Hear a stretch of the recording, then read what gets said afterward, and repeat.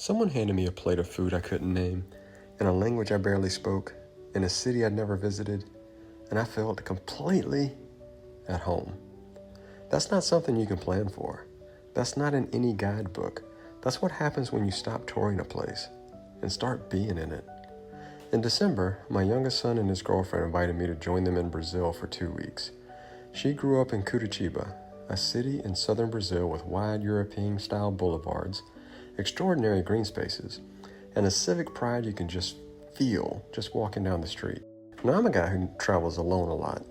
I'm used to setting my own pace, following my own instincts, disappearing into a city on my own terms. This was different. This was her world, her family, her home, and I had no idea how welcomed I was about to feel. Her family, including grandparents, aunts, uncles, cousins, received us. And I want to choose that word carefully. Received us. Not as guests to be entertained, as people who belonged there.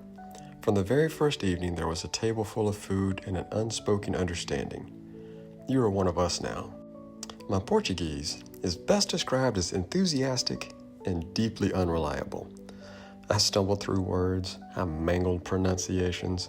Some of her family spoke English to help bridge the gaps, and together, through laughter and gestures and a lot of pointing at food, we found our way to each other. The food was extraordinary. Let me tell you about Brazilian barbecue. This is not a weekend cookout.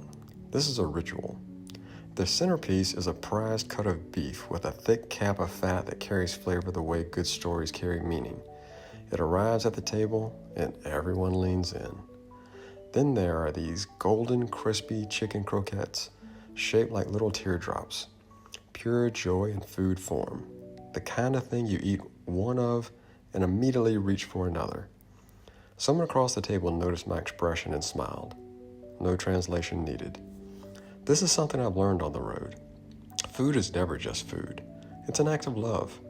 It's how people say, I want you to know who we are. When you eat slowly, when you pay attention, when you let a meal actually land, you receive something that goes way beyond nutrition.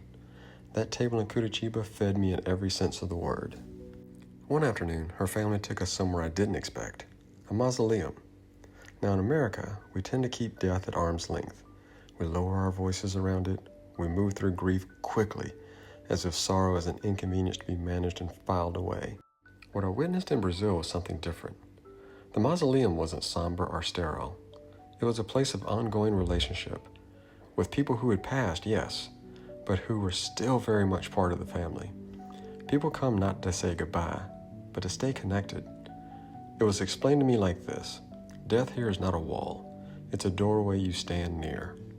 I walked out of that place thinking differently about impermanence, about what it means to hold on, about how much of our anxiety around death in the West comes from treating it as an ending, when maybe it doesn't have to be. Travel asks you questions. That mausoleum asked me a good one. Curitiba is one of the greenest cities I've ever walked, and I mean that literally. The city has built its identity around public parks and ecological consciousness in a way that puts most cities I've visited to shame. We spent an afternoon in the Passeio Público, the city's oldest park, and I found myself stopping every few steps. There were birds everywhere, vivid, vocal, completely unbothered, and monkeys, small and quick and entirely unimpressed by the humans watching them. I stood under a tree for a long time just watching a monkey eat. And I thought, this is it.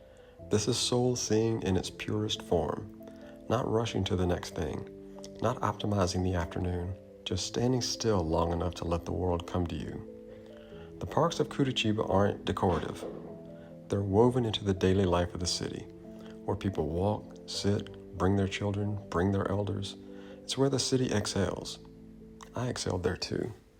The second week took us to Florianópolis, a city built on an island, connected to the mainland by bridges, surrounded by some of the most extraordinary beaches in South America. And it was perfect for a morning person like me. Every morning I was up early and out the door before the world arrived. The light in Florianópolis at that hour is something I'll carry with me for a long time. Low and soft. The kind of light that makes everything look like something worth remembering. I walked along the edge of the Atlantic and felt something I can only describe as alignment. That rare sense that you are exactly where you are supposed to be, doing exactly what you are supposed to be doing. The waves don't care what time it is. They don't care about your calendar or your content schedule or your plans. They just keep arriving and retreating, the same rhythm they've kept for longer than any of us can imagine. I walked in that rhythm. I let it set my pace. Each morning felt like a reset. Each beach on the island was different.